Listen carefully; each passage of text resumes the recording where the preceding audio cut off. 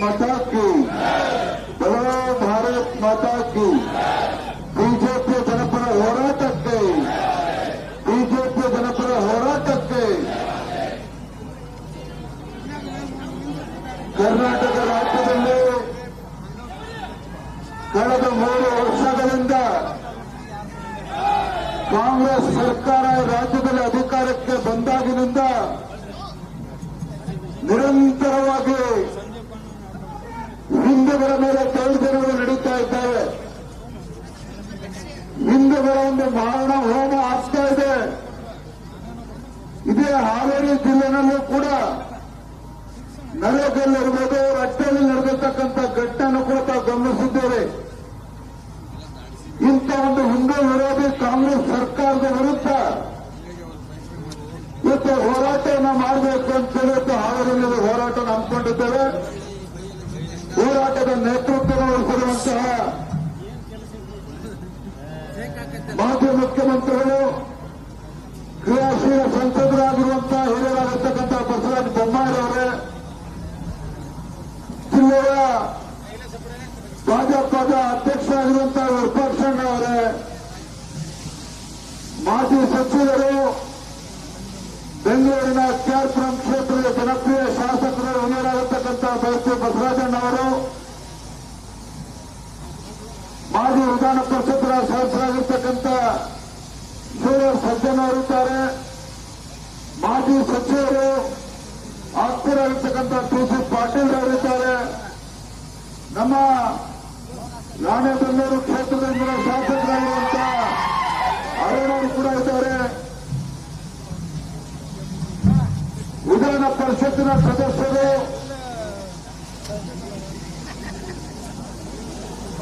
ನಮ್ಮ ಎಂಎಲ್ಸಿ ಸಂಸದರು ಅವರು ಕೂಡ ಇದ್ದಾರೆ, ಭರತ್ ಬೊಮ್ಮಾಯಿ ಅವರಿದ್ದಾರೆ, ಶರಣು ತಳ್ಳಿಕೆರೆ ಅವರಿದ್ದಾರೆ, ರಾಜ್ಯ ಪ್ರಕೋಷ್ಠದ ಒಂದು ಜವಾಬ್ದಾರಿನ ಹೊತ್ತಿರ್ತಕ್ಕಂಥ ಸಂಚಾಲಕರಾಗಿರ್ತಕ್ಕಂಥ ದತ್ತಾತ್ರೇಯ ಅವರಿದ್ದಾರೆ, ಭೋಜರಾಜ್ ಕರುದಿ ಅವರಿದ್ದಾರೆ, ವೇದಿಕೆಯಲ್ಲಿ ಆಸೀನರಾಗಿರ್ತಕ್ಕಂಥ ಪಕ್ಷದ ಎಲ್ಲ ಹಿರಿಯ ಮುಖಂಡರೇ, ವೇದಿಕೆ ಮುಂಭಾಗದಲ್ಲಿ ಆಸೀನರಾಗಿರ್ತಕ್ಕಂಥ ಭಾರತೀಯ ಜನತಾ ಪಾರ್ಟಿ ಎಲ್ಲ ಕಾರ್ಯಕರ್ತ ಬಂಧುಗಳೇ, ಶ್ರದ್ಧೆಯ ತಾಯಂದಿರೇ, ಪತ್ರಿಕಾ ಹಾಗೂ ಮಾಧ್ಯಮದ ಸ್ನೇಹಿತರೆ,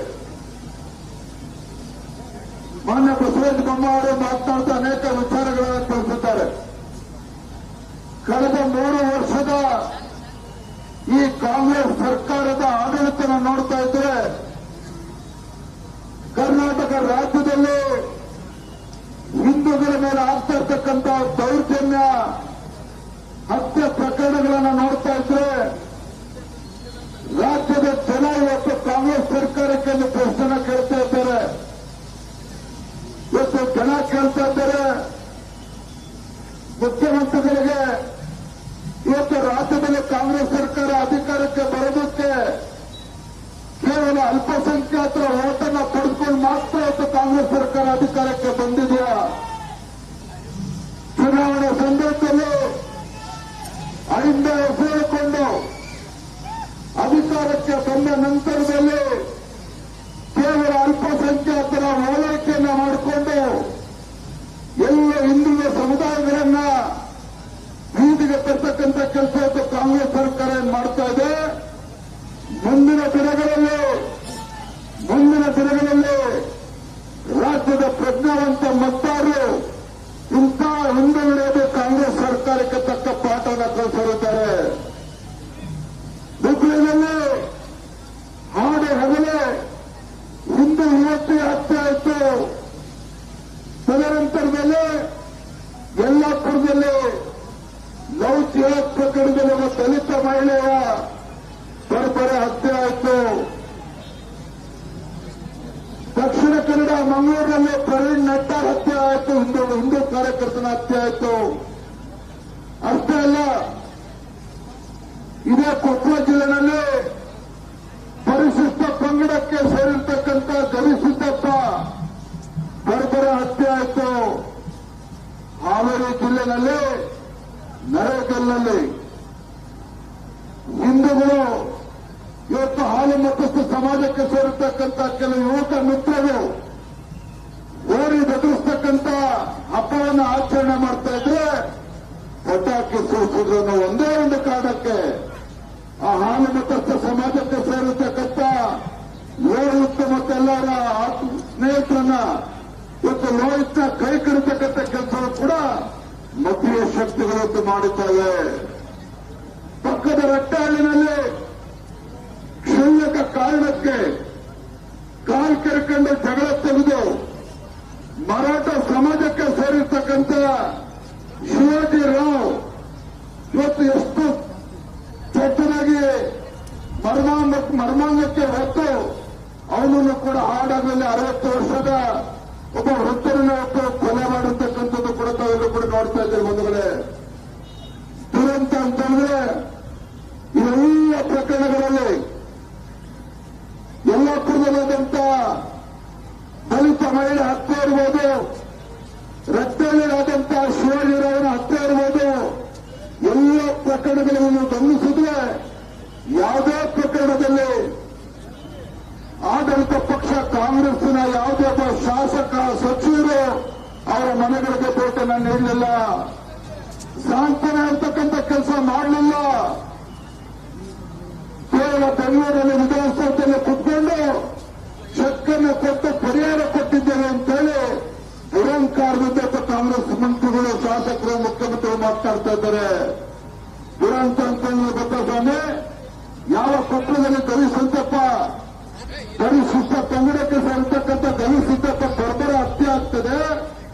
ಯಾವ ತಂದೆ ತಾಯಿ ಬೆಂಗಳೂರಿಗೆ ಬಂದು ರಾಜ್ಯಪಾಲರನ್ನ ಭೇಟಿ ಮಾಡಕ್ ಬಂದ್ರೆ ಹತ್ಯೆ ಆಗಿರ್ತಕ್ಕಂಥ ಗವಿಸಿದ್ದಪ್ಪನ ಮೇಲೆ ಪೋಕ್ಸೋ ಕೇಸನ್ನ ಪೊಲೀಸರು ಒತ್ತು ದಾಖಲು ಮಾಡ್ತಾರೆ. ಇವತ್ತು ಒಂದೇ ಮಾತು ಹೇಳೋದಾದ್ರೆ ರಾಜ್ಯದಲ್ಲಿ ಪೊಲೀಸ್ ವ್ಯವಸ್ಥೆ ಈ ಕಾಂಗ್ರೆಸ್ ಸರ್ಕಾರದ ಕೈಗೊಂಡ ಆಗಿದೆ. ಕಾಂಗ್ರೆಸ್ ಸರ್ಕಾರದ ಕೈಗೊಂಡ ಆಗಿದೆ. ಪೊಲೀಸ್ ಸ್ಟೇಷನ್ ಇವತ್ತು ಕಾಂಗ್ರೆಸ್ ಕಚೇರಿಗಳಾಗಿ ಇವತ್ತು ವರ್ತನೆ ಮಾಡ್ತಾ ಇರ್ತಕ್ಕಂಥದ್ದು.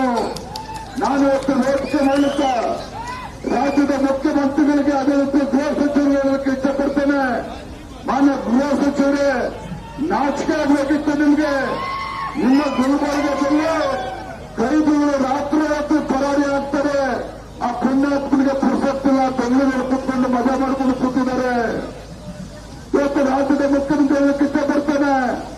ಮಾನ್ಯ ಮುಖ್ಯಮಂತ್ರಿಗಳ ಡಿ.ಕೆ. ಶಿವಕುಮಾರ್ ಅವರೇ, ಮೊನ್ನೆ ಬಸವ ಕಲ್ಯಾಣಕ್ಕೆ ಹೋಗಿ ಅನುಭವ ಮಂಟಪದ ಮುಂದೆ ಶಿವಲಿಂಗವನ್ನು ಕೈಯಲ್ಲಿ ಹಿಡ್ಕೊಂಡು ಕಪಟ ನಾಟಕವನ್ನು ಮಾಡ್ತಾ ಇದ್ದೀವಿ, ನಾವು ಗಮನಿಸುತ್ತೇವೆ.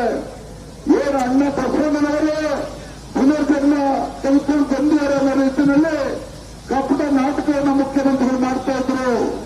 ನಾನು ವೇದಿಕೆ ಮೂಲಕ ರಾಜ್ಯದ ಮುಖ್ಯಮಂತ್ರಿಗಳಿಗೆ ಇಷ್ಟಪಡ್ತೇನೆ. ಮಾನ್ಯ ಡಿ.ಕೆ. ಶಿವಕುಮಾರ್ ಅವರು, ನಿಮ್ಮ ಕಾಂಗ್ರೆಸ್ ಸರ್ಕಾರದ ಪಾಪದ ಪರ ತುಂಬಿದೆ. ರಾಜ್ಯದಲ್ಲಿ ಹಿಂದೂ ಕಾರ್ಯಕರ್ತರು ರೊಚ್ಚಿಗೆ ಇರ್ತಕ್ಕಂಥ ಪರಿಸ್ಥಿತಿ ನಿರ್ಮಾಣ ಆಗಿದೆ. ಇಂಥ ಲಜ್ಜೆಗೆಟ್ಟ ಕಾಂಗ್ರೆಸ್ ಸರ್ಕಾರ ನಿಮ್ಮ ಅಲ್ಪಸಂಖ್ಯಾತರ ಓಲೈಕೆ ಪರಿಣಾಮವಾಗಿ ಇಂಥ ಮತೀಯ ಶಕ್ತಿಗಳಿಗೆ ಧೈರ್ಯ ಹೊತ್ತು ಬಂದಿರುವಂತದ್ದು. ದೇಶದ ಯಾವುದೇ ರಾಜ್ಯಗಳಲ್ಲಿ ಈ ರೀತಿ ಹಿಂದೂಗಳ ಮಾರಣ ಹೋಮ ಆಗ್ತಾ ಇಲ್ಲ. ಕರ್ನಾಟಕ ರಾಜ್ಯದಲ್ಲಿ ಯಾಕೆ ಆಗ್ತಾ ಇದೆ ಅಂತ ಹೇಳಿದ್ರೆ, ರಾಜ್ಯದಲ್ಲಿರ್ತಕ್ಕಂಥ ಕಾಂಗ್ರೆಸ್ ಸರ್ಕಾರ ಅಲ್ಪಸಂಖ್ಯಾತರ ಓಲೈಕೆ ಮಾಡ್ತಾ ಇದೆ. ಇದರ ಪರಿಣಾಮ ಇವತ್ತು ಹಿಂದೂಗಳ ಮೇಲೆ ದೌರ್ಜನ್ಯ ನಡೀತಾ ಇರುವಂತದ್ದು.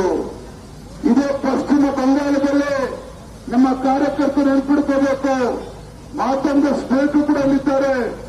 ಇದೇ ಪಶ್ಚಿಮ ಬಂಗಾಳದಲ್ಲಿ ಹಿಂದೂ ವಿರೋಧಿ ಟಿಎಂಸಿ ಸರ್ಕಾರ ಇತ್ತು, ಮಮತಾ ಬ್ಯಾನರ್ಜಿ ಸರ್ಕಾರ. ಕಳೆದ 10-15 ವರ್ಷಗಳಿಂದ ಹಿಂದೂಗಳ ಮಾರಣ ಹೋಮ ಪಶ್ಚಿಮ ಬಂಗಾಳದಲ್ಲಿ ಆಗ್ತಾ ಇತ್ತು. ಯಾಕೆ ಗೊತ್ತಾ?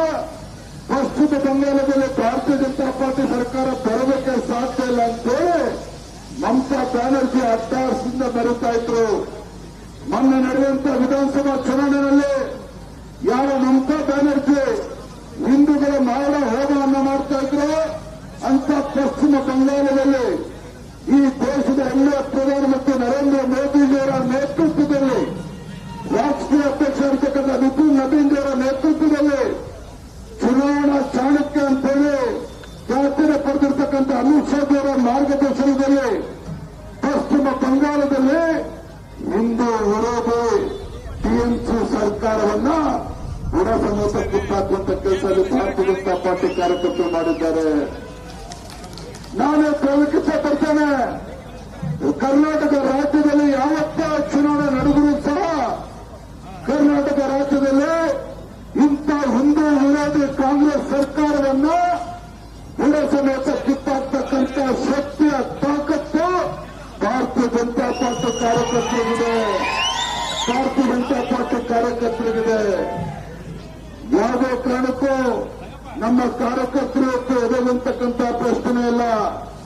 ಇಂಥ ಹಿಂದೂ ವಿರೋಧಿ ಕಾಂಗ್ರೆಸ್ ಸರ್ಕಾರ ಒಂದು ಕಡೆ ಬೆಂಗಳೂರಿನಲ್ಲಿ ರೈತರನ್ನ ಬೀದಿಗೆಡ್ತಕ್ಕಂಥ ಕೆಲಸ ಮಾಡ್ತಾ ಇದ್ದಾರೆ. ಇವತ್ತು ದುರಂತ ಅಂತ ಹೇಳಿದ್ರೆ ಕರ್ನಾಟಕ ರಾಜ್ಯದಲ್ಲಿ ಇವರು ಯಾವುದೇ ಮುಖ್ಯಮಂತ್ರಿ ಬಂದು ರೈತರ ಪರವಾಗಿ ಕೆಲಸ ಮಾಡಬೇಕಾಗ್ತದೆ. ಯಡಿಯೂರಪ್ಪ ರಾಜ್ಯದ ಮುಖ್ಯಮಂತ್ರಿಗಳಾಗಿದ್ದಾಗ ಏನು ಭೀಕರ ನೆರೆ ಆದಂತ ಸಂದರ್ಭದಲ್ಲಿ ಬಡವರು ಮನೆ ಕಳ್ಕೊಂಡ್ರೆ ಕೇಂದ್ರ ಸರ್ಕಾರ ಎನ್ಡಿಆರ್ಎಫ್ ಕರೆನ್ಸ್ ಪ್ರಕಾರ 1.5 ಲಕ್ಷ ಕೊಡ್ತಾ ಇದ್ರು. ಅದು ಯಡಿಯೂರಪ್ಪ ಮುಖ್ಯಮಂತ್ರಿಗಳಾಗಿದ್ದಾಗ ಅದಕ್ಕೆ 3.25 ಲಕ್ಷ ಕೊಟ್ಟು ಬಡವರು ಮನೆ ಕಳ್ಕೊಂಡ್ರು ಅಂತಂದ್ರೆ 5 ಲಕ್ಷ ರೂಪಾಯಿ ಕೊಡ್ತಾ ಇದ್ರು. ಬಸವರಾಜ ಬೊಮ್ಮಾಯಿ ಅವರು ರಾಜ್ಯದ ಮುಖ್ಯಮಂತ್ರಿಗಳಾದಾಗ ರೈತ ಉದ್ಯೋಗತೆಯನ್ನು ಕೊಟ್ಟರು. ರೈತರ ಪರವಾಗಿ ಆಡಳಿತ ನಡೆಸಿದ್ರು. ಆಗತ್ತು ರಾಜ್ಯದಲ್ಲಿರ್ತಕ್ಕಂಥ ಮುಖ್ಯಮಂತ್ರಿಗಳು ರೈತರ ಬಗ್ಗೆ ಕಾಳಜಿ ಇಲ್ಲ. ರೈತರ ಬಗ್ಗೆ ಕಾಳಜಿ ಇಲ್ಲದೆ ಕೇವಲ ರಿಯಲ್ ಎಸ್ಟೇಟ್ ಮಾಡ್ಕೊಂಡು ಕೂತಿರ್ತಕ್ಕಂಥ ಮುಖ್ಯಮಂತ್ರಿಗಳನ್ನ ಇವತ್ತು ರಾಜ್ಯದಲ್ಲಿರ್ತಕ್ಕಂಥ ರೈತರ ಶಾಪ ತಡೆದು ಬಿಡೋದಿಲ್ಲ. ಎಲ್ಲಿ ಸರ್ಕಾರಗಳು ರೈತರ ವಿರುದ್ಧ ಹೋಗಿದೆಯೋ ಆ ರಾಜ್ಯದಲ್ಲಿ ಕಾಂಗ್ರೆಸ್ ಸರ್ಕಾರ ಕಳ್ಕೊಂಡಿರ್ತಕ್ಕಂಥ ಅನೇಕ ಉದಾಹರಣೆಗಳಿದ್ದಾವೆ. ಹಾಗಾಗಿಂತ ರೈತ ವಿರೋಧಿ ಹಿಂದೂ ವಿರೋಧಿ ಕಾಂಗ್ರೆಸ್ ಸರ್ಕಾರವನ್ನ ಬುಡ ಸಮೇತ ಕಿತ್ತಾಕಂತ ಮಹತ್ತರ ಜವಾಬ್ದಾರಿ ನಮ್ಮ ಮೇಲೆ ಇರ್ತಕ್ಕಂಥದ್ದು. ಹಾಗಾಗಿ ಇವತ್ತು ಎಲ್ಲಿ ಕರ್ನಾಟಕ ರಾಜ್ಯಾದ್ಯಂತ ನಾವು ಜನಜಾಗೃತಿಯನ್ನು ಮೂಡಿಸ್ತಕ್ಕಂಥ ಕೆಲಸ ಆಗಬೇಕಾಗಿದೆ. ಹಿಂದೂಗಳ ರಕ್ಷಣೆ ಆಗಬೇಕಾಗಿದೆ. ರೈತರ ಪರವಾಗಿ ನಾವು ಧ್ವನಿ ಎತ್ತಬೇಕಾಗಿದೆ. ಹಾಗಾಗಿ ನಾಳೆ ದಿನ ನಾವು ನಮ್ಮ ಶಾಸಕರು, ಸಂಸದರು, ಎಂಎಲ್ಸಿ ಎಲ್ಲರ ನೇತೃತ್ವದಲ್ಲಿ ಬಿಡುವಿನಲ್ಲಿ ರೈತರ ಒಕ್ಕಲಿಸಿರ್ತಕ್ಕಂಥ ಕೆಲಸಕ್ಕೆ ಕಾಂಗ್ರೆಸ್ ಸರ್ಕಾರ ಮುಖ್ಯಮಂತ್ರಿಗಳು ಹೊರಟಿದ್ದಾರೆ. ನಾಳೆ ಬೃಹತ್ ಪ್ರತಿಭಟನೆಯನ್ನು ಕೂಡ ಬೆಂಗಳೂರಿನ ಫ್ರೀಡಂ ಪಾರ್ಕ್ ಅಲ್ಲಿ ನಾವು ಕೂಡ ಹಮ್ಮಿಕೊಂಡಿದ್ದೇವೆ. ಹಾಗಾಗಿ ಮುಂದಿನ 1.5 ವರ್ಷ ಕಾಲ ನಾವು ಕಾರ್ಯಕರ್ತರು ಮನೆಯಲ್ಲಿ ಕೂರ್ತಕ್ಕಂಥ ಪ್ರಶ್ನೆ ಇಲ್ಲ.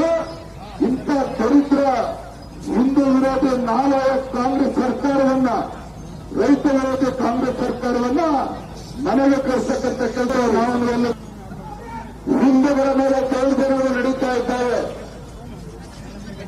ಹಿಂದೂಗಳ ಒಂದು ಮಾರಣ ಹೋಮ ಆಗ್ತಾ ಇದೆ.